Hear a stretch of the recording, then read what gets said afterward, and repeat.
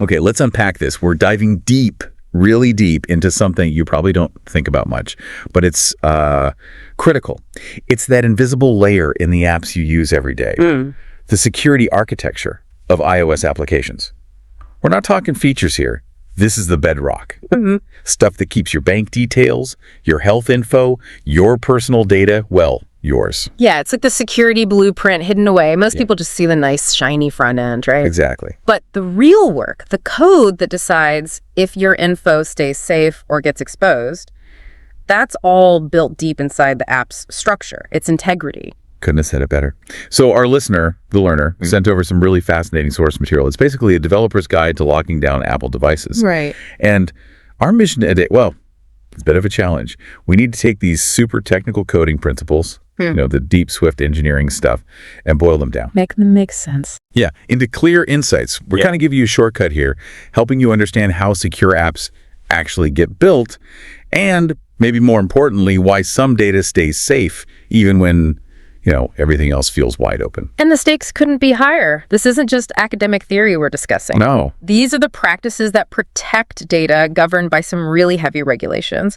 Think EPA for health data in the US, GDPR for privacy across Europe. Big ones. Huge. We'll cover everything from stopping old school attacks like buffer overflows to the really advanced crypto needed to figure out if the phone itself has been messed with, like jailbroken. It's wild when you think about the sheer amount of sensitive data flying around on mobile apps these days. Oh, absolutely. It basically forces developers to become security experts, whether they plan on it or not. It's a necessity. And this deep dive, it really shows that security isn't just one feature you add on. It's like layers upon layers of defense built into every single line of code, really, to keep the app solid and protect user data, whether it's just sitting on the device or flying across the network. Okay, so let's start right at the beginning. Ground floor. Before we get into like encrypted tunnels and fancy certificates, what are the absolute must-do rules for writing secure iOS code? The fundamentals. Yeah, the basics. The stuff that stops the really simple, obvious attacks. Right. Well, the absolute first rule, maybe the golden rule, is you got to be perpetually paranoid about input. Paranoid? Yeah, basically assume everything coming in from the user typing something from an API call, maybe even from another part of your own app, assume it's hostile, malicious. Not until you can prove it's safe. Exactly. Prove it isn't. Okay, so that leads us straight into input validation. Sounds simple. Always check user input before you do anything with it. But what attacks are we actually stopping here? And what does this look like in practice for, say, a Swift developer? Well, you're shutting down some real classics of the vulnerability world, things like SQL injection, command injection, and even buffer overflows, though Swift helps there. But take SQL injection. If your app talks to a database, maybe core data or Squeak on the device, you must use parameterized queries. Never, ever just stick user input straight into a database query string.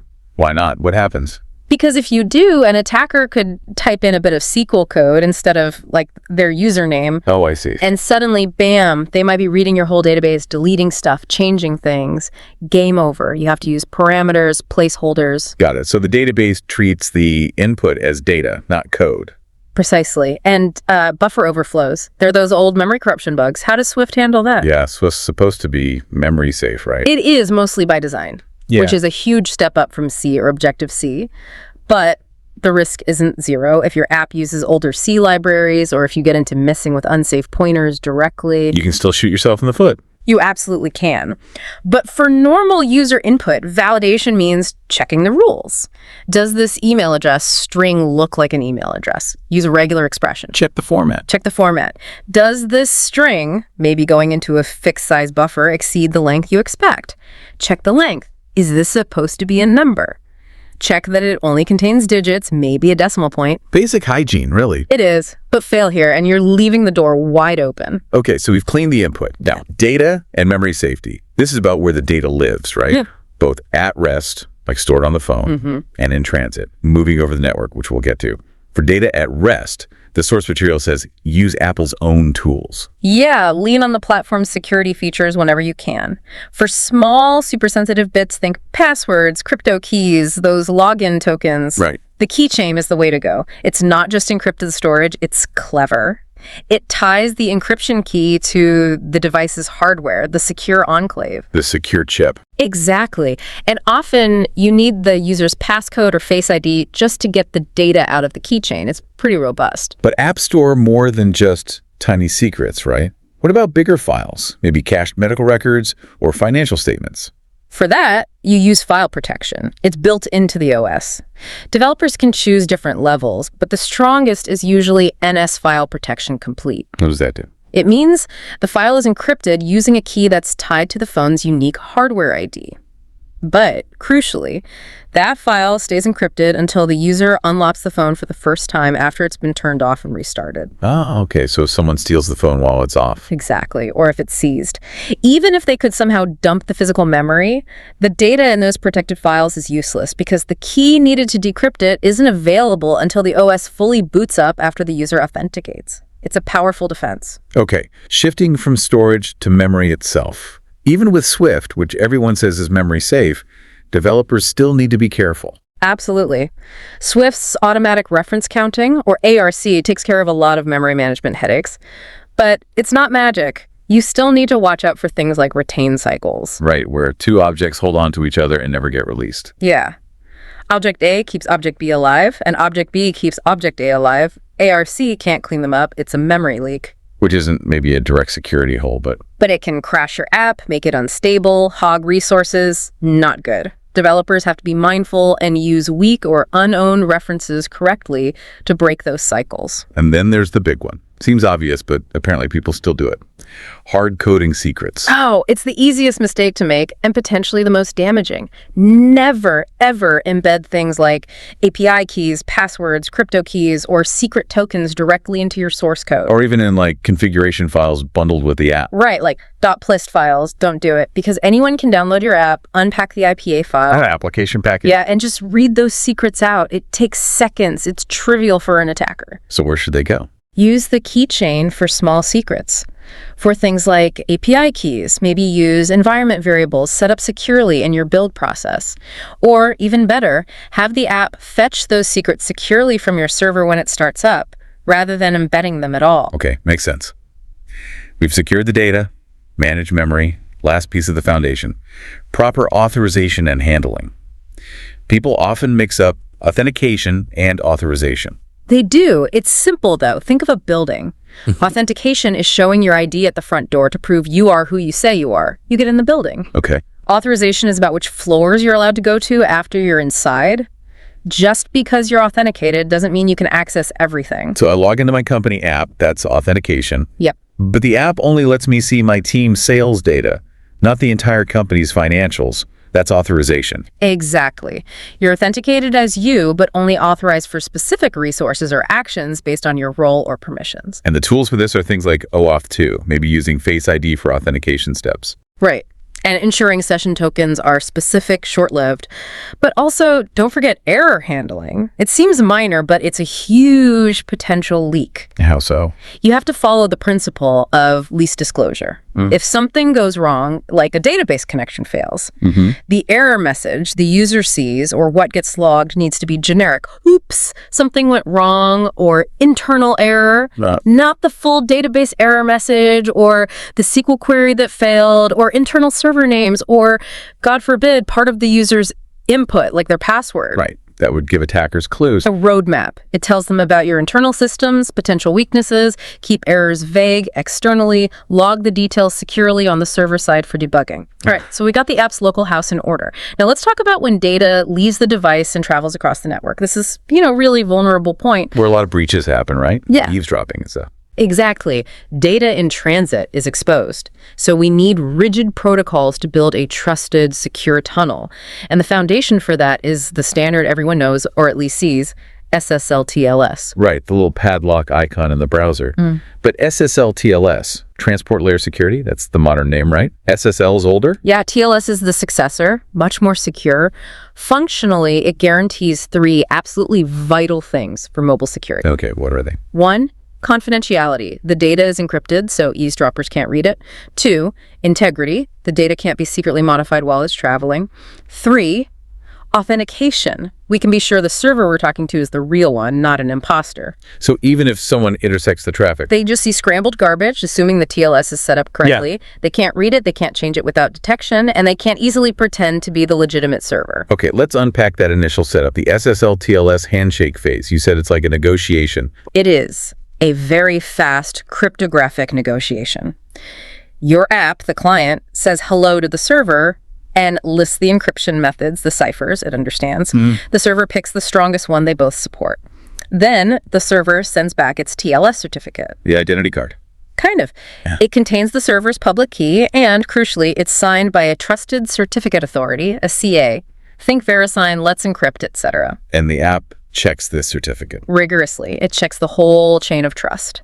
Is the certificate actually for the website or server domain the app is trying to reach? Is it expired? Is the CA that signed it still trusted, or has it been revoked? Lots of checks. Oh, yeah. Only if everything lines up mathematically does the client trust the server. Then they move to the encryption phase. They use the server's public key, asymmetric crypto, to securely agree on a temporary secret key for the session. A symmetric key. Exactly, a symmetric session key. Because symmetric encryption is much faster for encrypting the actual bulk data. From that point on, all the real data exchange is encrypted super fast using that temporary session key. Okay, so that's the standard defense. Strong. But then Apple went a step further with App Transport Security, ATS. ATS, back in iOS 9, was a big deal.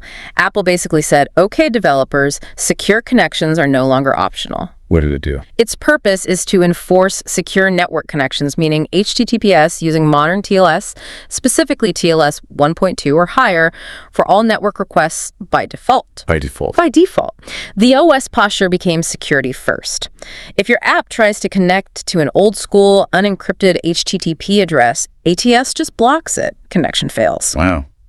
That must have broken some things initially. What about apps talking to older systems or third-party services that hadn't upgraded? Oh, it definitely caused some pain. And that's the classic security versus compatibility trade-off, isn't it? Yeah.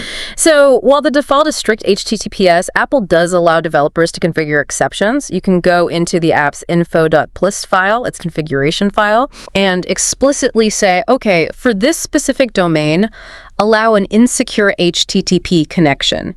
Maybe you're stuck using an old ad network SDK or loading content from a legacy server you don't control. But Apple doesn't like that. No, they push back.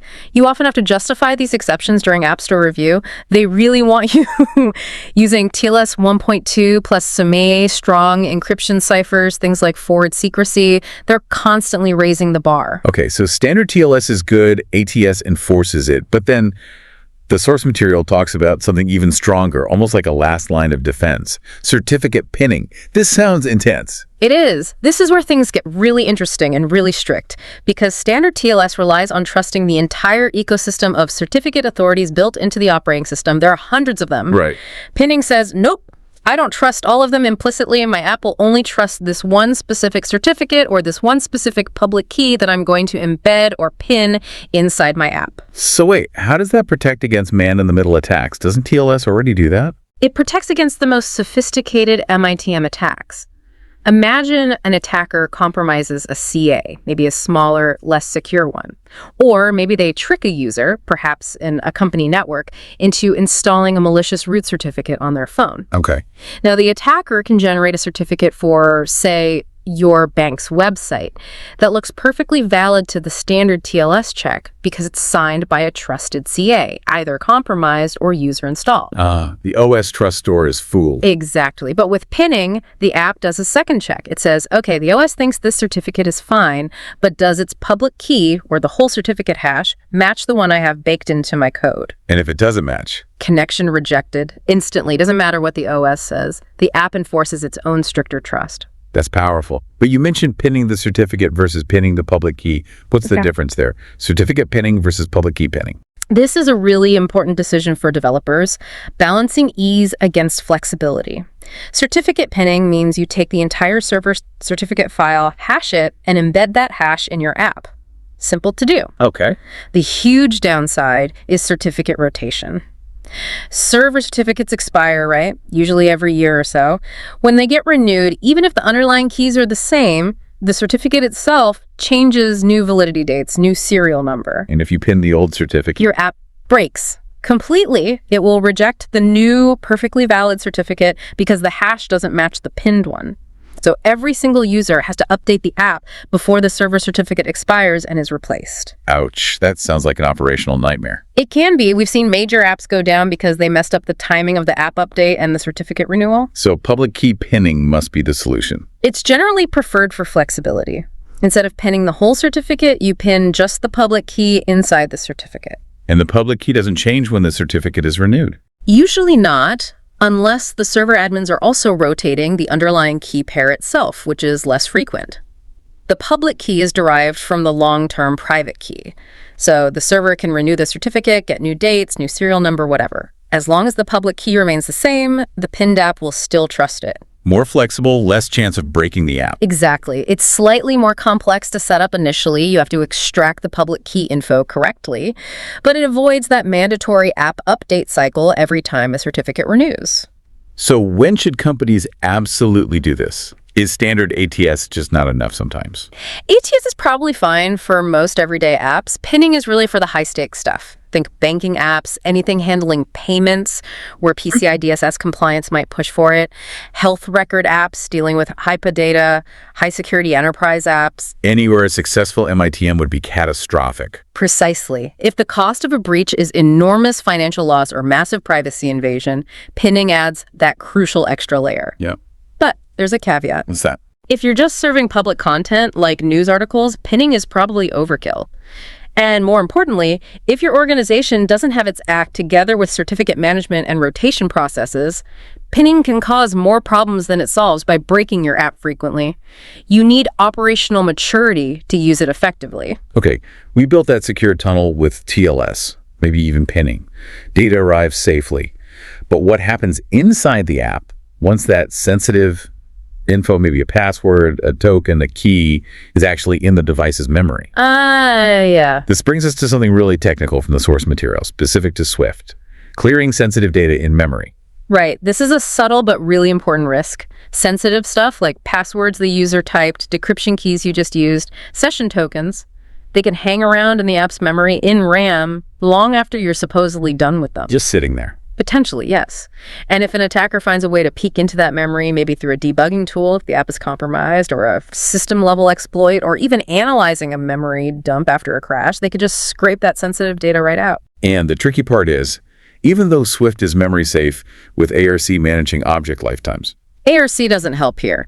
ARC cleans up the references to the memory. It says this object is no longer needed, but it doesn't guarantee that the actual bytes in that chunk of RAM that held the sensitive data get wiped clean, So the data could still be physically there. It could. The memory location might just be marked as free or available by the OS, but the pattern of bits that represented your private key might still be sitting there until some other data happens to overwrite it, which might be milliseconds later or minutes later, or never if it's in a fragment that doesn't get reused quickly. So you can't rely on the system. Developers have to actively scrub it. They absolutely have to. For highly sensitive data, you need to manually overwrite that memory block with zeros or random data before you let go of the variable or object containing it. How do you do that in Swift? Isn't that kind of low level? It is a bit lower level. You often work with the data in a data object, which is like a buffer of bytes.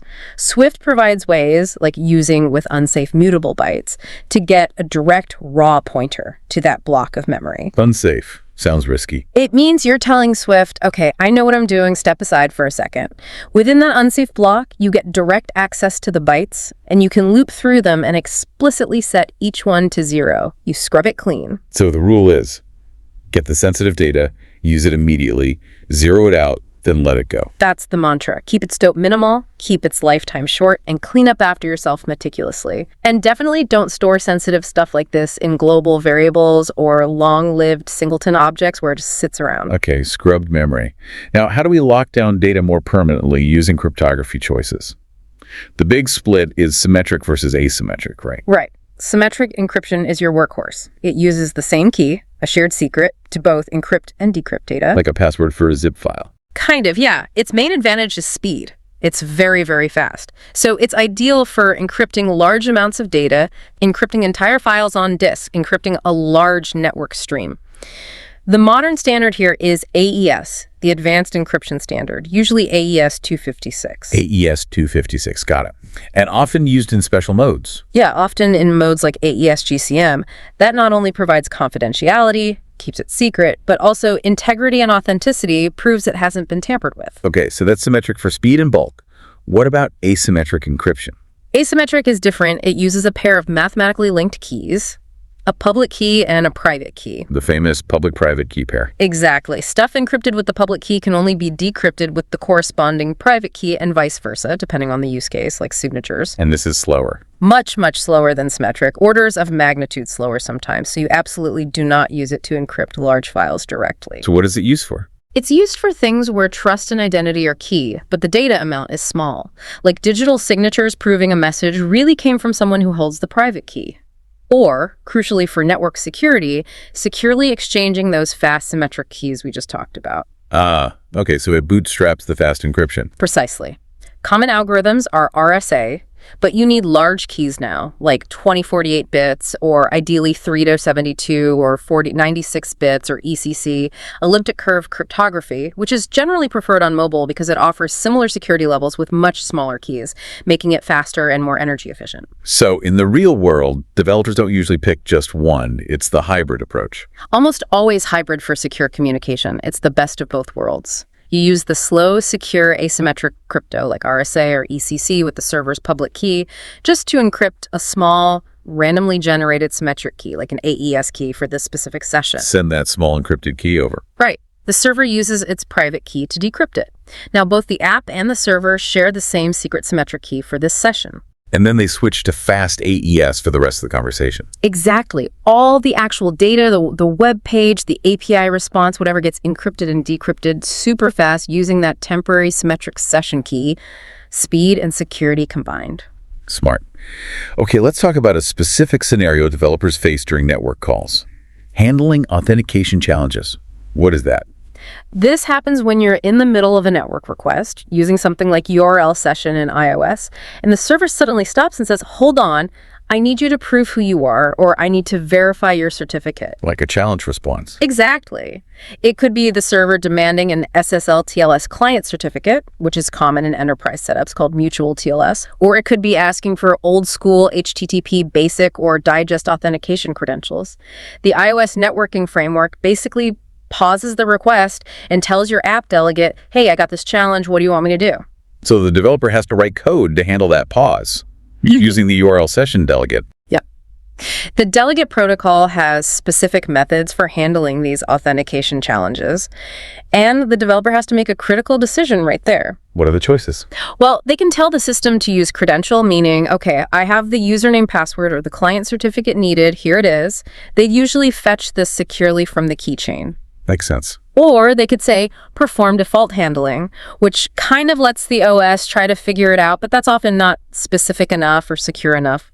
Or, importantly, they can say, cancel authentication challenge or reject protection space. Meaning, nope, something's wrong. Right. I don't trust this request, or the certificate being presented looks dodgy, or I don't have the credentials.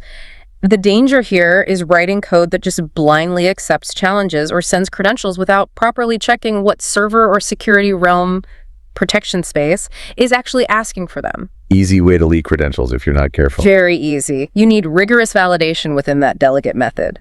Okay, and finally for this section, bringing it back to the device itself.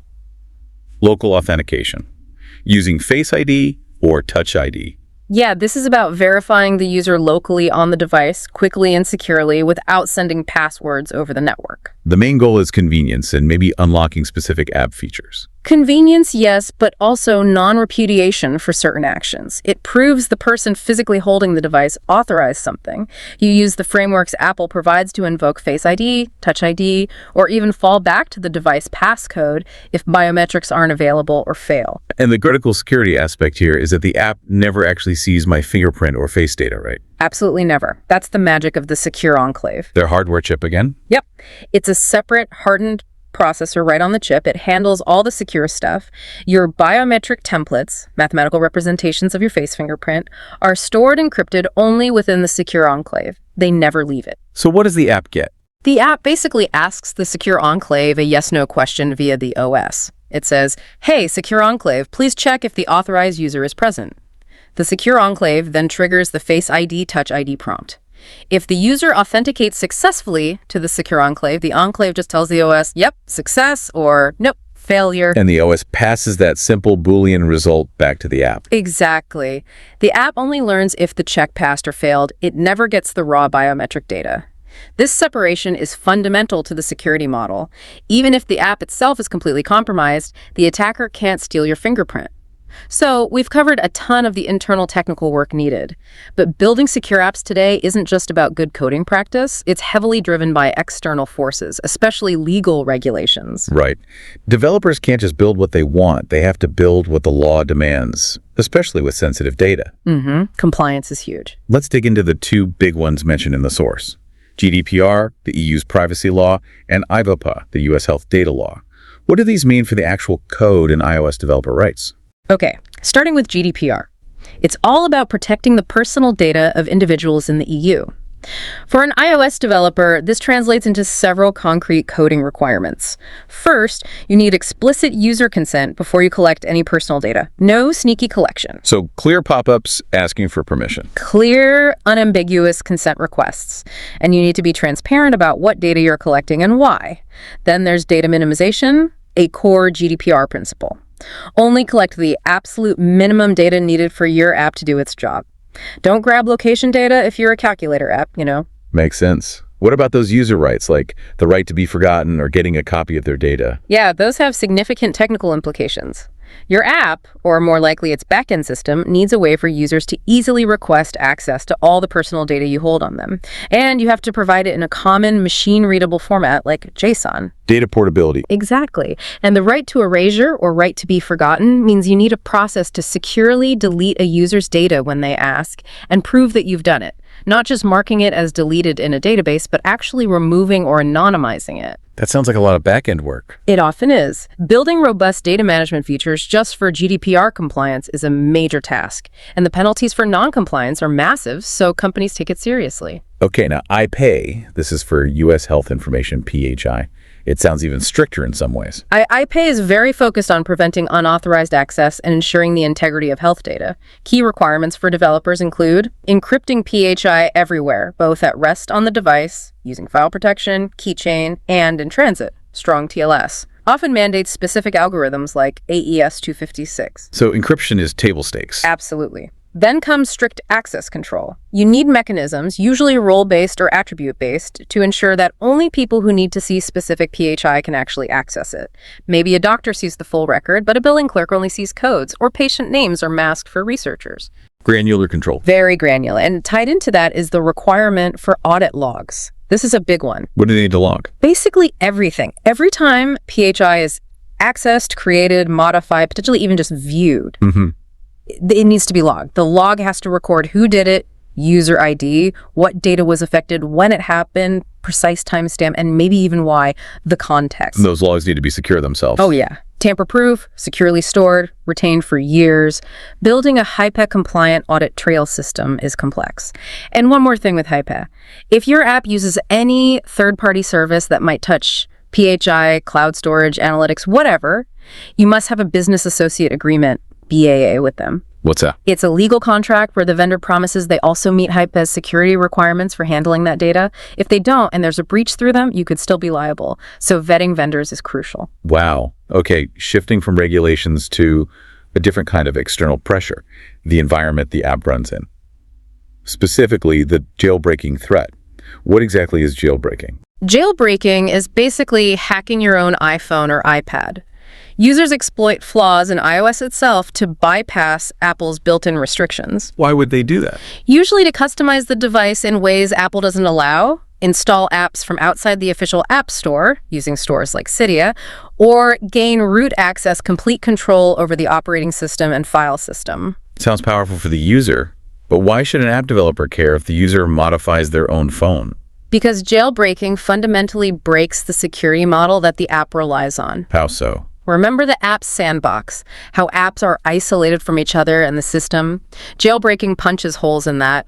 Root access means malicious software, or even just tweaks installed by the user, can potentially Do what? attach themselves to your app's process while it's running, read its memory directly, remember that sensitive data we tried to clear, inject code to change its behavior, bypass security checks, access files that should be protected by the sandbox or file protection. Basically, all bets are off. So for a banking app or a health app, that's a nightmare scenario.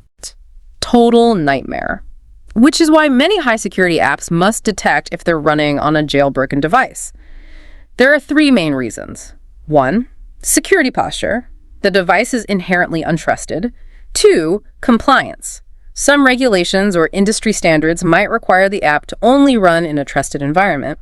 3, preventing piracy fraud. Jailbreaking makes it easy to install cracked versions of paid apps or bypass in-app purchase checks. Okay, so detection is necessary. But how can an app, which is supposed to be stuck inside its sandbox, figure out if the whole system outside the sandbox has been tampered with? That sounds like jailbreak detection techniques. It's tricky, like a cat and mouse game. Developers use a collection of checks looking for telltale signs of jailbreaking. No single check is foolproof, so they usually use several. What kind of signs?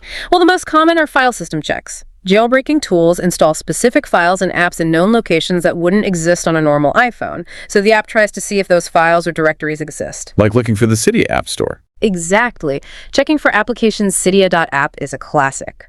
Or looking for common jailbreak support libraries like Mobile Substrate and a library Mobile Substrate. Or checking if you can write to directories that should be read only. Clever. What else? You can try runtime checks. Can the app open a URL with a Cydia.scheme? On a normal phone, that would fail. On a jailbroken one, it might launch Cydia. You can also check for suspicious processes running or try to execute system commands that normally require root access. More advanced checks involve looking at the app's own memory space at runtime to see if unexpected libraries or frameworks have been injected into it, a clear sign of tampering by tools like Cycrypt or Frida. And if the app detects any of these signs? The typical response is to refuse to run or run in a severely degraded mode, like disabling sensitive features, or maybe just log the event and refuse to connect to the backend servers. Basically, it raises the alarm and shuts down risky operations because the environment can't be trusted. All right, we've gone through principles, network protocols, laws, device threats. Let's tie it all together. Where do developers actually mess up most often? The source points to the OWASP Mobile Top 10.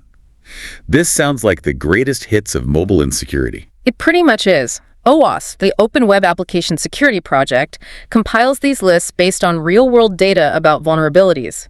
It's a fantastic resource for developers to understand the most common and critical risks they need to avoid. So instead of just listing all 10, the source material groups them into categories that mirror what we've been talking about. Yeah, which is helpful. We can see how these common mistakes map back to the principles we've discussed. Okay, let's start with category 1, storage and platform usage. This covers OWASP's M1 and M2. Right. M1 is improper platform usage. This is about misusing the security features the platform gives you. Like, remember Keychain? Yeah, for secrets. M1 would be using Keychain, but setting the access control flags wrong so the secret can be read even when the phone is locked. Or maybe misconfiguring file protection. You're using the tool, but using it badly. Got it. And M2? M2 is insecure data storage. This is the classic we hit in section 1. Just storing sensitive stuff, passwords, tokens, credit card numbers directly in plain text, putting it in user defaults or an unencrypted Stucklight database, or just writing it to a log file somewhere anyone can read it. Super common, super dangerous. Okay. Next category maps to our network discussion. Category 2, communication and cryptography. That's M3 and M5. M3 is insecure communication. Pretty straightforward. This is failing to use HTTPS TLS properly, either using plain HTTP or using old broken versions of SSL TLS, or maybe configuring ATS exceptions too broadly, basically letting data travel unencrypted or weakly encrypted over the network. Vulnerable to eavesdropping. Exactly. And M5 is insufficient cryptography. This covers a few sins, using weak algorithms like old DDS or hashing passwords with MD5 or SHA-1 instead of modern salted slow hashing functions like Argon2 or bcrypt. Or rolling your own crypto. Oh yeah, that's a huge red flag for M5. Never invent your own encryption. Use standard, well-vetted libraries like Apple's Common Crypto or CryptoKit. M5 also includes bad key management, like storing the encryption key right next to the encrypted data. Defeats the whole purpose. Right. Okay, category 3 feels like it relates to authentication and user sessions, authorization and sessions. This lumps together M4, M6, and M9. Yep. M4 is insecure authentication. This is about weak login processes. Maybe passwords aren't complex enough. Maybe there's no protection against brute force attacks like account lockouts. Maybe credentials are accidentally logged or even hard-coded, which overlaps M2. How you prove you are who you say you are. Exactly. Then M6 is insecure authorization. This is arguably one of the most damaging logical flaws. You're authenticated correctly, M4 pass, but the system doesn't properly check if you're allowed to do what you're asking. Like the example of changing the user ID in the URL. That's the classic example, often called Insecure Direct Object Reference, or IDOR. User 123 is logged in, but they change the request to ask for data belonging to user 456, and the server just gives it to them, because it didn't check if user 123 was authorized to see user 456's stuff. Huge problem in APIs. I can see that. And M9, improper session handling. This is all about managing those login tokens or session cookies after the user is authenticated. Common mistakes are tokens that never expire or tokens that remain valid even after the user explicitly clicks logout. So someone could steal an old token and reuse it? Yep. Session hijacking. Tokens should be reasonably short-lived. They should be invalidated on the server side immediately upon logout, and ideally tied to things like the user's IP address or device fingerprint to make hijacking harder. Okay, last category, category 4, code quality and privacy. This has M7, M8, and M10. Right. M7 is about client code quality, which often enables reverse engineering. If your app's code is poorly written, or if you don't use any protection. Like obfuscation. Exactly. Code obfuscation makes the compiled code much harder for an attacker to read and understand if they decompile your app. Without it, they might easily find hard-coded API keys. M2 again. Figure out your app's logic to bypass checks or find other vulnerabilities. So code quality impacts security directly. Hugely. Then M8 is code tampering. This is what happens often on jailbroken devices. Attackers modify the app's binary code after it's installed to disable security features, like jailbreak detection itself, unlock paid features, or inject malicious functionality. Strong integrity checks can help detect this. And finally, M10 brings us back to regulations. M10 is extraneous functionality, which used to be its name, but now often encompasses privacy concerns.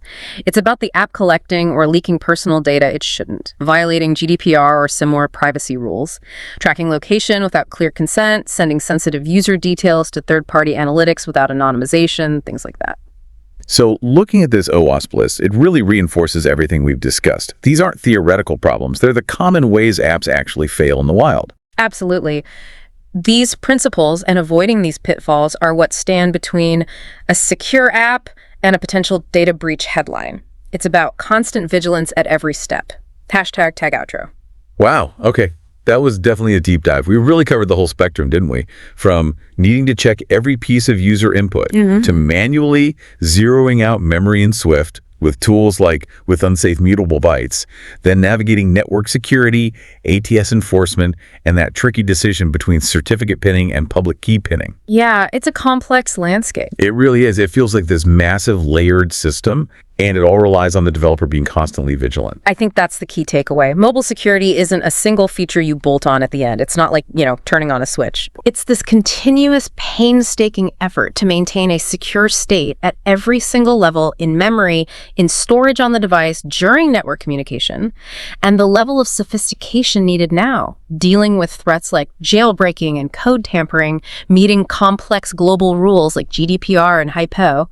It demands a really deep security mindset woven into the entire development process. And we saw how demanding those requirements are, protecting health data under HIPAA, respecting privacy under GDPR, but also how sometimes trying to implement the absolute strongest security, like that really rigid certificate pinning, can actually backfire and break the user experience if the team managing it isn't perfectly on top of things like certificate renewals. There's a real tension there sometimes. There absolutely is. Which leads to a fascinating final thought, something for you, the learner, to chew on. We've seen just how complex this all is, how many ways things can go wrong, how a single vulnerability, a single developer mistake could potentially expose millions of users' sensitive data.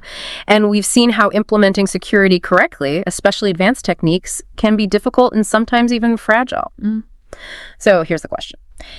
Given that complexity and the enormous potential impact, Where should the ultimate responsibility for app security lie? Is it solely on the shoulders of each individual developer in the company they work for, with all the variability that implies? Or should platforms like Apple step in even more forcefully? Should they impose even stricter, maybe less flexible baseline security mandates across the board to guarantee a certain level of protection for all users in all apps, even if it limits developer freedom or app functionality sometimes? Where is the right balance?